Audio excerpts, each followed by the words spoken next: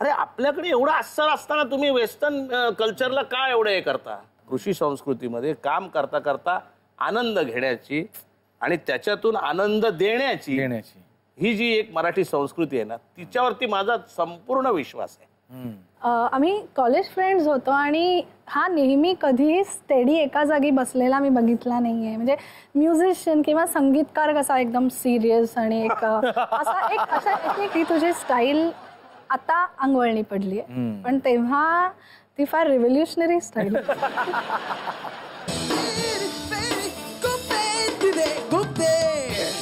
या मंचावरनं प्रत्येकाने आपापलं खुपणं अनेकदा मांडलेलं आहे, पण मला असं वाटलं की माझं खुपणं कोण मांडणार.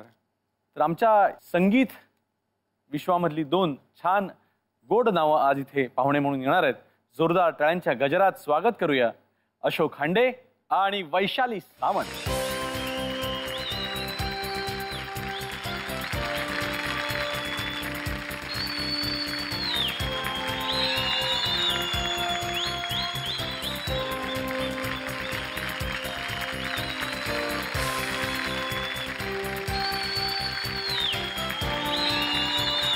कॉटन किंग प्रस्तुत खुपते तिथे गुप्तेच्या ह्या भागामध्ये मी तुम्हा सर्वांचं आणि ह्या दोन्ही माझ्या माहेरच्या माणसांचं स्वागत करतो. अशोकजी, तुमची सुरुवात जी झाली ती गायक म्हणून झाली का अभिनेता म्हणून झाली? गायक म्हणून झाली असं म्हणायला हरकत नाही, कारण माझ्या मोठ्या चुलत भावाचं मिलन कला झंकार नावाचा ऑर्केस्ट्रा होता. बरं. गायन पार्टी, त्यावेळी ऑर्केस्ट्रा नव्हता, ऑर्केस्ट्रा गायन पार्टी. बाल कलाकार असल्यामुळे त्यावेळे प्रचंड कौतुक व्हायचं. चाराणे वगैरे असे अंगावर पडायचे. आपल्याला वाटायचं की सॉलिड आपण गायक आहोत, पण ते लहान असल्यामुळे कदाचित ते कौतुक असेल.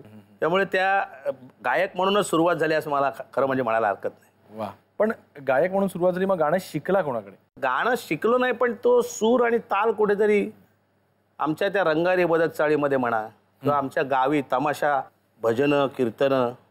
आमच्या बाजूला चैतन्य महाराज प्रसादिक भजन मंडळी होती. गाव कुठलं? आमचं गाव पुणे जिल्हा उमरज. अच्छा, उमरज. त्यामुळे चाळीत आमच्या येणारे सगळे फेरीवाले जरी धरले ना, त्यांच्यात पण सूर होता. बरोबर दुपारी 1-1:30 वाजता सगळे झोपलेले असायचे.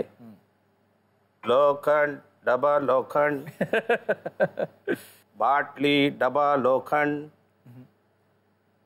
डबा लोखंड.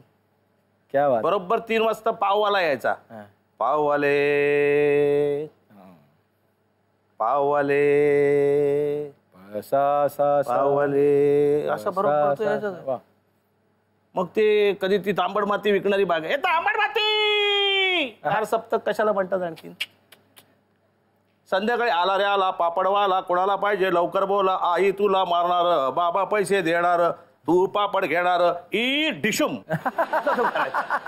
त्याचा शेवटचा जो ही डिशुम म्हणजे ज्याला आपण मग आता पुढे सम वगैरे म्हणतो. बरोबर बरोबर. आलं लक्षामध्ये. असा तो अशा किंवा भजन वारी याने कुंडल घाले, डोले मोडीत राधा चाले, डोळे मोडीत राधा चाले, राधा पाहून. तो जो एक पिकअप आहे ना, भुलले हरी बैल दोहतो नंदा घरी, वारियाने कुंड. मला असं वाटतं की गाणं शिकताना गाण्यातला जो एक्सप्रेशन्स आहेत ती माझ्या मेंदूत किंवा माझ्या नसानसात आधी आली असावी. त्यामुळे मला असं वाटतं की त्या गाण्यांमधली लज्जत, त्या जीवनातली लज्जत पहिल्यांदा शिकलो. आणि तीच आपली मराठी संस्कृती आहे. डेफिनेटली तीच संस्कृती आहे. अगदी खूप हळूवार असं गाणं जे आहे ते आपल्या संस्कृतीचं गाणं नाही आहे. आपल्या गाण्याला सह्याद्रीच्या वाऱ्याचा स्पर्श आहे आणि गोदावरीच्या फोफवण्याचा वेग आहे. म्हणजे वैशाली जोशी, म्हणजे मला खरं सांगू का, मी त्यांच्यापासून सुरू करायचं कारणच आहे की तुझी मुलाखत काय घ्यायची आणि किंवा तुझ्याशी मी असं फॉर्मली काय गप्पा मारायच्या. माझा पण आज तोच प्रॉब्लेम एकदम विचित्र. म्हणजे मी हिला काय समोरासमोर बसून इतके फॉर्मल बोलणार आहोत. हो, तुला आठवतात ते दिवस मिठीबाई मधले? खूप. मला आणि मी खूप आपण एन्जॉय केलेत ते दिवस सगळे. आणि गार्गी जो कधी रिलीज नाही झाला, गार्गी नावाचा एक अल्बम मी आणि अवधूतनी प्लॅन केला. तर अवधूतनी प्लॅन केलेला असं मी म्हणेन. आणि खूप छान स्टोरी होती गार्गी नावाच्या मुलीची. त्याच्यावर त्यांनी खूप छान स्क्रिप्ट लिहिलेलं, बरीच मेहनत घेतलेली त्यांनी. गार्गी भेटलेली ना? आई असं ते होते न भेटलेली गार्गी. तर ती खूप छान गाणी होती अवधूत, आणि मला अजूनही मनात तो सल आहे, खुपतंय मला की ती गाणी अजून आपण, आणि त्याच्यातलं कुसुमिता मात्र आपण घेतलं आणि त्याच्यानंतर वेगळीच it was a history. Yes, त्यानंतर कुसुमिता घेऊन मी त्यावेळेला रेकॉर्डिस्ट होतो आणि तू मला येऊन सांगितलंस की ते कुसुमिता गाणं ते एका कंपनीला आवडलं आहे, सागरिका नावाच्या कंपनीला. माझा विश्वास बसत नव्हता की म्हणजे गाणं कोणीतरी विकत घेईल, त्याचे आपल्याला पैसे देईल. हा, ते आपल्याला काही माहित नव्हतं ना त्यावेळी की एक्झॅक्टली गाणं विकत घेणं आणि ते रिलीज करणं म्हणजे काय, काहीच माहित नव्हतं. तुला त्यावेळेचं कुसुमिता कसं होतं आठवतं का पहिलं? मला अक्षरशः सगळे प्रसंग ना जसेच्या तसे आठवतात. माझी जरा मेमरीचा प्रॉब्लेम आहे. माझ्या मोबाईल मध्ये सिम कार्ड आहे पण ते मेमरी कार्ड नाही. तुझ्या मेमरीत आता बरीच सिम कार्ड आहे. अरे नाही असं. अशोकजी, तुम्ही म्हणता तसं गाण्यावरती प्रेम खूप लोक करतात. तुम्ही जे ऐकलंय तसं ही महाराष्ट्राची संस्कृती आहे आणि तुम्ही जे ऐकलंय तसं सगळ्यांनी ऐकलंय, पण त्याचं इतकं मोठं स्वरूप करून लोकांसमोर आणणे हे तुम्हाला जे जमलं ते सगळ्यांना नाही जमलं. नाही, मुळात काय माहिती आहे ना, माझी चीड आहे ती सगळी. अरे हे काय तुम्ही ऐकताय, डार्लिंग डार्लिंग काय म्हणतोस, म्हणजे उदाहरणार्थ अरे आपल्याकडे एवढं अस्सल असताना तुम्ही वेस्टर्न कल्चरला काय एवढं हे करता. म्हणजे वेस्टर्न कल्चरला आपल्याला कुठे, मायकल जॅक्सनचा मी फॅन आहे. बरोबर, मायकल जॅक्सन त्याच्या मातीशी इमान राखून संगीत देतोय. क्या बात आहे. मी माझ्या मातीशी इमान राखून माझं काही कला आविष्कार ठेवतोय की नाही, हे एका बाजूला. कृषी संस्कृतीमध्ये काम करता करता आनंद घेण्याची आणि त्याच्यातून आनंद देण्याची ही जी एक मराठी संस्कृती आहे ना, तिच्यावरती माझा संपूर्ण विश्वास आहे. आणि मला असं वाटतं की आपल्याला जोपर्यंत हे कळत नाही, हे जोपर्यंत पुढच्या पिढीला समजणार नाही, तोपर्यंत ते लुप्त होईल, खरंच लुप्त होईल उद्या. म्हणून आपण हे नेलं पाहिजे. एका बाजूने हे चांगलं आहे म्हणून नेलं पाहिजे, मला आवडतं म्हणून नेलं पाहिजे, मला आनंद देतं म्हणून मी केलेलं आहे. वाह वाह. वैशाली, मी तुला आत्ताच संधी देतो, सांग तुला माझ्या कुठल्या गोष्टी खूपतात. थांबा जरा, वेळ द्या, कुठून सुरुवात करू कळत नाहीये. एवढं आहे की कुठून मी सुरुवात? तेच सांगते, आता इतक्या वर्षांचा लेखाजोखा एकदम आता असं विचारल्यावर म्हणजे हा प्रश्न मला अपेक्षितच नव्हता. प्रश्न बदलू का? सांग वैशाली, मी पहिल्यांदा तुला केव्हा रडवलं? तू रडवतच रे. नाही, असं नाही. आम्ही कॉलेज फ्रेंड्स होतो आणि हा नेहमी कधीही स्टेडी एका जागी बसलेला मी बघितला नाहीये. म्हणजे म्युझिशियन किंवा संगीतकार कसा एकदम सिरियस आणि एक असा एक इमेज असते की, आणि हा त्याच्या अतिशय विरुद्ध होता. मला अजिबात लक्षात नसतात ही काय काय विचार करते. हा, जाऊ दे, हे नेहमीच आहे. ती आणि स्वप्नील दोघंही माझी कुठल्या कुठल्या कॉम्पोजिशन काढून आणतात की हे तुझंच आहे, मला करून दे म्हणून. पूर्ण की शो असला की उद्या शो आहे, या वेळेचं फ्लाईट आहे, असं हे सगळ्या लक्षात ठेवण्याच्या गोष्टी आमच्याकडे असतात. आणि ही गायला लागली का तिला माईक आय थिंक ती तुझी स्टाईल आता अंगवळणी पडली आहे, पण तेव्हा ती फार रिव्होल्युशनरी स्टाईल. गायिका म्हणून काम करताना असं कधी वाटलं का की स्क्रीनवरची जी लोक असतात त्यांच्या कंपॅरिझनमध्ये आपण कायम कमी पडतो? उदाहरणार्थ, कोंबडी पळाली हे गाणं वैशाली सामंतचं यापेक्षा सुद्धा जास्त क्रांती रेडकरचं म्हणून ओळखलं जातं. नाही रे, असं नाही आहे. ते गाणं जितकं तिचं आहे तितकंच माझं आहे. व्हेरॅज जेव्हा आपण अल्बम्स बनवतो ना, तेव्हा ते गाणं पहिले आपलं असतं. हा एवढाच फरक आहे. परंतु मला असं वाटत नाही की कोंबडी पळालीने क्रांतीला जास्त यश दिलं, मला कमी दिलं, अजिबात नाही. कोंबडी पळाली, ऐका दाजीबा, चमचम करता किंवा आपली सगळी इतर गाणी ज्यांनी वैशाली सामंत हे नाव आज महाराष्ट्रामध्ये एक गायिका म्हणून मला ओळखलं जातं. मला मान आहे, मला लोकांनी खूप प्रेम दिलंय, मला या बाबतीत अजिबात कंप्लेंट नाही आहे. ज्यावेळी ते गाणं हिंदीत झालं त्यावेळी ते श्रेयाकडे गेलं, हे कुठेतरी खुपलं का? मला जेवढं खुपायला पाहिजे होतं तेवढं नाही खुपलं. I am very honest about it. मला असं वाटतं की अजय अतुल आत्ता ज्या स्टेजमध्ये आहेत ॲज अ संगीतकार, they are bouncing in to Hindi. त्यामुळे असे काही डिसिजन्स झाले असतील त्यांच्याकडनं की ज्यामध्ये श्रेया काय, सुनिधी काय, ही सगळी नावं आत्ता जी हिंदीमध्ये चाललेली आहेत. कारण तिला ते गाणं मिळालं यानी मी जे गायले ते कुठंच कमी होत नाही, नंबर 1. महाराष्ट्रातनं अशी ओरडही झाली की अरे हे वैशालीला का नाही मिळालं, वैशाली कदाचित चांगलं गायली असती, नक्कीच चांगलं गायली असती, वेगवेगळ्या प्रतिक्रिया आल्या. But I am cool about it. एक मैत्रीण म्हणून मला असं वाटत होतं की नाही यार हे गाणं तुला मिळायला पाहिजे होतं. काय एक्झॅक्टली, म्हणजे एक मोठं काय म्हणतात त्याला, मोठं हिट हातात मिळालं असतं. ॲट द सेम टाइम मी संगीतकार म्हणून आणि मित्र म्हणून अजय अतुल बरोबर होतो की त्यांना मोठी संधी मिळते त्यावेळेला त्यांना किती त्यांना दिग्दर्शक निर्माते यांच्याकडनं प्रेशर. एक्झॅक्टली, हे वी नो दिस. त्यामुळे आपण तो मी जर का खोटा म्हणून नाही ये गाना मुझे ही मिलना चाहिए था, अगर ये गाना मुझे मिलता तो मैं इसको, कळलं ना एकदम या खुर्चीवरची राखी सावंत नाही. तर तसं मला नाही करायचं. I am very cool about it. बरं आणखी I am not justifying Ajay Atul again. असं नाही आहे की त्यांना माहिती आहे ना मी हिंदी गाते. चमचम करता was the first item song which was given to me. म्हणजे त्यांनी त्याच कॉन्फिडन्सनी माझ्याकडनं गाऊन घेतलेलं. So I am damn sure about this की काहीतरी तिथे असा इश्यू झाला असेल. करण जोहर मला ओळखत नाही, कळलं ना, दॅट्स इट. आता आम्हाला असं वाटतं की तू इतकी चांगली संगीतकार आहे स्वतः, गोरी गौरी सारखं तू गाणं दिलंस, पण त्याच्यानंतर तुझं जरा परत दुर्लक्ष झालं का संगीताकडे? नाही असं काही नाही. किंवा ते मला इतकं सुंदर गाणं दिलं होतं तिने, जेतामधलं आपलं कुठलं गाणं? ठिणगीला ठिणगी. काय सुंदर गाणं केलं. त्याच्यानंतर माझ्या आयुष्यात एक नवीन फिल्म आली होती, त्याचं नाव कुशान आहे. त्यामुळे त्या फिल्मकडे माझं गेले 2 वर्ष खूप लक्ष होतं. तू एक गायिका म्हणून जितकी छान आहेस, जितकी संगीतकार म्हणून छान आहेस, तितकीच छान आई पण आहेस. हे माझ्यासाठी खरंच मोठं सर्टिफिकेट आहे. थँक्यू. कारण म्युझिक डायरेक्शन करणं हे काय मी ठरवून केलेली गोष्ट नाहीये. आपल्या अल्बमच्या वेळी एक गाणं कमी पडत होतं आणि त्याचे शब्द पण आय थिंक तूच लिहिलेस. म्हणजे त्या दिवशी पहाटे शांता शेळके हिच्या स्वप्नामध्ये येऊन पेन्सिलीला टोक काढून गेले होते वाटतं. त्याच्यानंतर परत कधी काही हिने लिहिलं नाही. मी घोटाला लिहिलं, गोरी गौरी मांडवाखाली मी लिहिलंय. त्याच्यानंतर एक पुढचा पिक्चर कर. आणि आता केदार शिंदेचा आणखीन एक त्याची फिल्म येते, श्रीमंत दामोदर पंत. ओके. तर सोनू निगम एक छान गाणं गायलेत माझ्यासाठी. I am really waiting. आणि हे गाणं वैशालीनी कंपोज केलं म्हणजे हे खरंच कमाल आहे. ती फक्त शोला, आय एम व्हेरी सॉरी मी खरं जरा वाईट बोलतो, म्हणजे वाईट प्रकारे मांडतोय, पण याच्यापेक्षा नाही असं नाही. ती फक्त शोला जिथे तिला नंतर पैसे मिळणार असतात तिथेच फक्त ड्रेसला मॅचिंग बूट आणि ओढणीला मॅचिंग हेअरपिन तेवढ्याच ठिकाणी असतं. अदरवाईज ती जेव्हा आजीवासनला गायला येते रस्त्यातनं, कोणी वैशाली लाज वाटत नाही तुला यार? अजिबात नाही वाटत कोणी. आणि अरे लेका तुझ्या शोला म्हणून एवढं मॅचिंग तिच्याकडे एक दोन गाड्या असतात बरं का, म्हणजे चांगल्या मोठ्या गाड्या घेऊन ठेवलेल्या असतात. आणि एक गाडी ती ना, तो ड्रायव्हर ना त्याच्या बायकोला घेऊन कुठेतरी जायचंय म्हणून तिथे गेलाय. दुसरी गाडी राजू घेऊन गेलाय आणि मी रिक्षाने.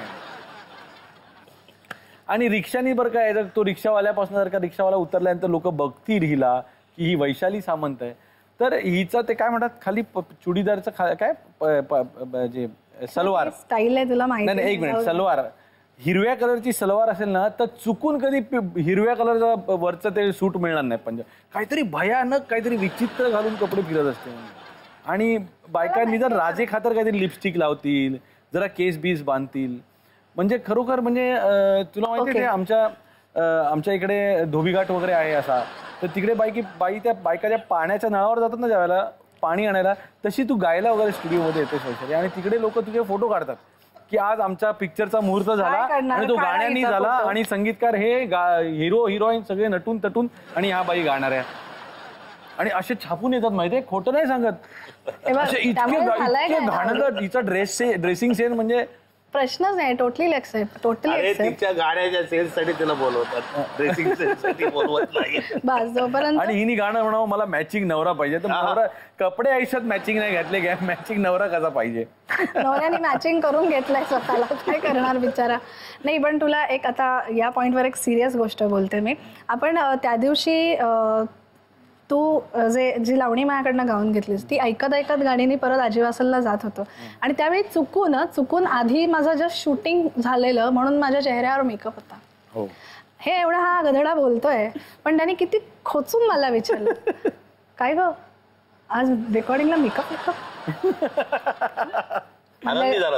नाही, त्याला वाटलं आता गाण्यात रंग भरले त्यांनी. नाही, मी म्हटलं मला ना अजून रेकॉर्डिंगला मेकअप करून याची वेळ नाही आली. आवडला ना तुला? काय बोलणार दुसरं? अरे खूप ते तिथे खूप कार्यक्रम काय आमची लाज वाटायला. अशोकजी, अजून एक मला तुमच्यातलं म्हणजे कौतुकास्पद वाटतं की तुम्हाला खुपतं, जे खुपतं त्यासाठी तुम्हाला खुपतेरी गुप्तेची गरज नाही. की त्यांना म्हणजे आपण म्हणतो ना की कार्यक्रम आजचे जे आहेत, ह्या कार्यक्रमाला लोक गाणं ऐकायला म्हणून येतात, पण त्यांना खरं तर गोंधळ करायचा असतो. आणि अशा प्रकारचा गोंधळ ज्या वेळेला ऑडिटोरियममध्ये काही कारणामुळे झाला, तर त्यावेळेला फक्त अशोक खांडेंना बघावं लोकांनी. हां, काय काय तुम्ही मला असे, मी सांगू का तुम्ही सांगता? तू सांग जरा. मला अजून आठवत आहे की पहिल्यांदा कार्यक्रम मी बघायला गेलो त्यावेळेला की काहीतरी लोकांनी एक फास्ट गाणं झालं आणि एकदम गलका केला, लोक उठून नाचायला बिचायला लागली आणि ते तुम्हाला तितकंसं पसंत पडलं नाही. त्यावेळेला तुम्ही कार्यक्रम थांबवला आणि मध्ये स्टेजवर येऊन काहीतरी बोलला. ते काय होतं आता तुम्ही सांगा. नाही काय आहे, तुम्ही उडप्याच्या हॉटेलमध्ये जा आणि गल्ल्यावर जाऊन दादागिरी करून दाखवा. तुम्ही नाही करू शकत. याच्यावर माझं पोट आहे, हे माझं पॅशन आहे, ह्याच्यात माझं हृदय अडकलेलं आहे. कोणीतरी येऊन तिथे गलका करायचा आणि तो आपण सहन करायचा, हे आपल्या बापाच्याने होणार नाही. तुझे पैसे तिकिटाचे परत ने, खर्चाला काय लागले असतील रिक्षाला ते पण परत ने. इथे येऊन आवाज करायचा नाही. कारण तुमच्या दुकानाच्या काचेवर जर दगड मारणाऱ्या माणसाला तुम्ही माफ करणार असाल तर तुम्हाला दुकान चालवण्याचा अधिकार नाही. कारण काय होतं, माझा ऑडियन्स जो आहे हा फॅमिली ऑडियन्स आहे. आणि मग फॅमिली ऑडियन्समध्ये काय असतं, त्या बाजूच्या माणसाला तो त्याच्या बायकोबरोबर आला असतो, मुलांबरोबर असतो, त्याला त्रास होत असतो. पण तो विचार करतो की आपण बायकाबरोबर कुठे आता यांच्याशी नादी लागणार. मग नादी लागणार कोण? म्हणजे काही वेळेला ते वातावरण टेन्स व्हायचं ना. मग मी परत पुढे जरा म्हणायचो, अहो काय आहे, तुम्ही काय टेन्शन घेऊ नका, समजलं की नाही. मध्ये मी आता हे फारच असे मध्ये मध्ये ओरडतात, काही कोणी कॉमेंट्स करतात. मग मी पु ल देशपांडेंना सुद्धा एकदा विचारलं की पुलं, तुम्ही ही मंडळी मध्ये मध्ये ओरडतात, काय करायचं? म्हणाल बरोबर आहे. बरोबर पुलं, तुम्ही सुद्धा बरोबर म्हणता. नाही म्हणाले, आता ज्याला घरी बायको समोर काय बोलतायत ना, तो इथे जाऊन बोलतो आणि मग लगेच त्याला हास्याने सुरुवात करून लगेच पुढे रिंग टँग टँग चालू कार्यक्रम.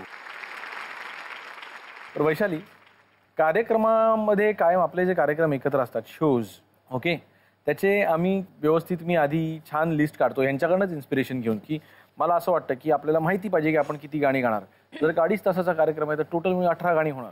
3 तासाचा असेल ते 22 गाणी होणार. आणि मग त्याच्यामध्ये मी इतके गाणार, तिथे मध्ये हे अँकर इकडे येणार, तो तुला हे विचारणार, ते विचारणार. आणि बाईंनी कधी ती 4 गाणी जी लिस्टमध्ये लिहिली ती गायलेत असं कधीच घडलं नाही.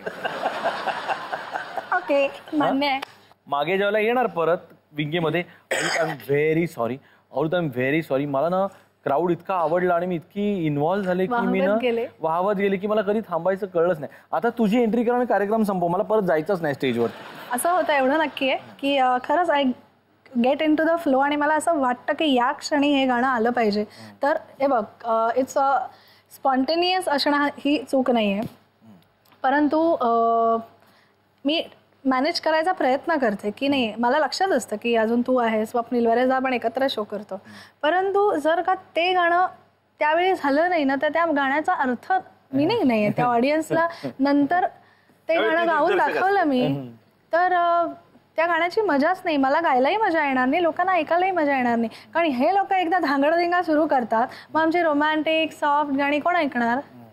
असं काय अजून नाही, मी सांगतो याच्यामध्ये आम्ही काय करणार हा विचार तिच्या मनात अजिबात नसतो. ती सगळ्यात प्रॉब्लेम काय माहिती ना, की ती एखादी गोष्ट स्वतः करते आणि ती स्वतः तिथल्या तिथे ती क्रिटिसाइज करते आणि तिला असं वाटतं की आपण बरोबर केलं का चूक. केल्यानंतर ती विचार करते, करायच्या आधी कधीच करत नाही. आणि करून झाल्यानंतर तिला असं कधीच वाटत नाही की आपण बरोबर केलंय. संगीतकार म्हणून तुझी जी स्पेशालिटी आहे ती मला, माझ्यासाठी म्हण, किंवा काही तुझे जे फॅन्स आहेत जे तुझ्यावर वेड्यासारखं प्रेम करतात, तुझ्या संगीतावर वेड्यासारखं प्रेम करतात, त्यांच्यासाठी तुझं संगीतकार असणं हे फार महत्त्वाचं आहे. मराठीतच नाही, हिंदीतही जा, आम्हाला घेऊन जा. मी तुम्हाला शब्द देतो, आम्ही सगळ्या कलाकारांच्या वतीने, की आपल्याला खरी आदरांजली ही आमच्या कलेमधनं आम्ही देऊ. तुमच्या मनात जो मराठी बाळा आहे त्याचा झेंडा आकाशाला भिडवू.